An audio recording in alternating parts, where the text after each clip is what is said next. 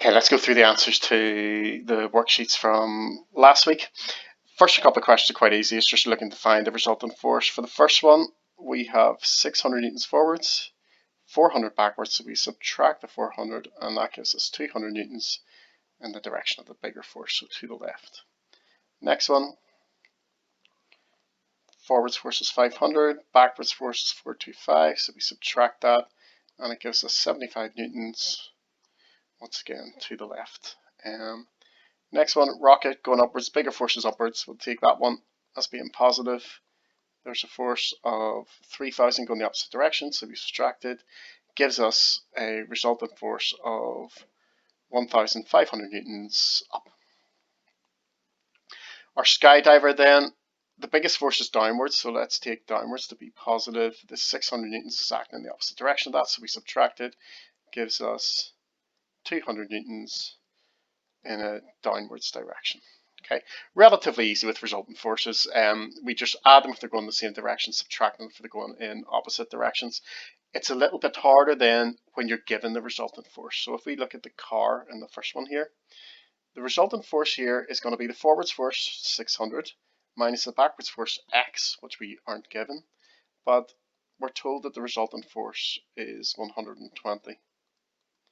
So we just rearrange that equation by adding x to both sides and subtracting the 120, and that gives us 480 newtons backwards. And I would always check, does that look right? So if we had 600 this way and 480 that way, would that give us the resultant force that we're given at the start? Yeah, so it looks good. Next one, our motorbike. The resultant force is going to be the forwards force minus the backwards force. We're told it's 150.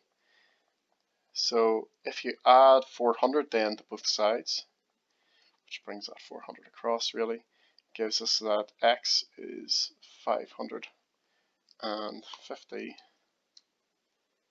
newtons. Once again, at least in your head anyway, do this, put it in, see does it work. So if we got that and we minus that, does it give us 150? Yeah.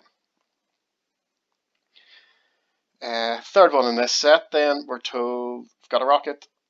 Thrust, the upwards force there is 4,500 minus the backwards force x, or downwards force x, but we're told there's an overall resultant force upwards of 2,000. So putting that into our equation, rearranging that,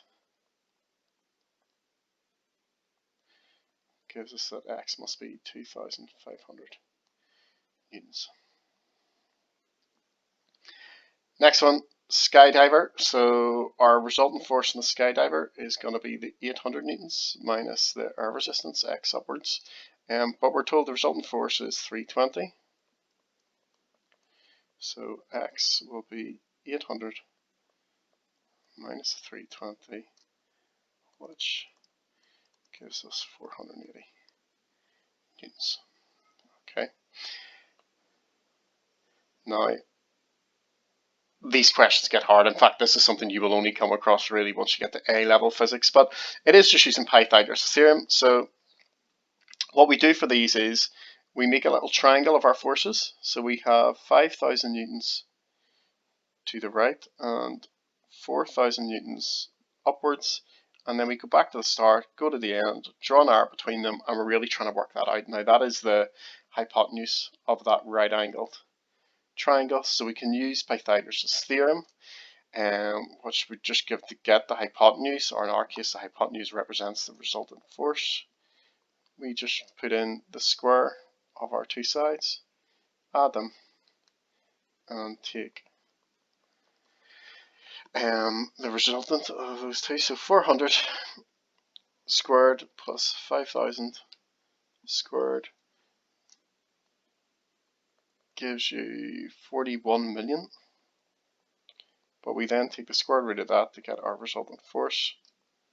And that gives us 6,403, rounding up, newtons. Up and to the left, okay, in that direction. Our dolphin then, we do the same thing. So we've got 1,000 newtons in that direction and 500 newtons down. So the resultant force, go to the start, go to the end, is that kind of angle there, so down and to the right. Using Pythagoras' theorem, it gives us that the resultant force will be the square root of 1000 squared plus 500 squared, 1000 squared plus 500 squared is 1250. So square root of that gives us 1118 newtons. Okay, so once you've marked that work, carry on with the kind of content from this week.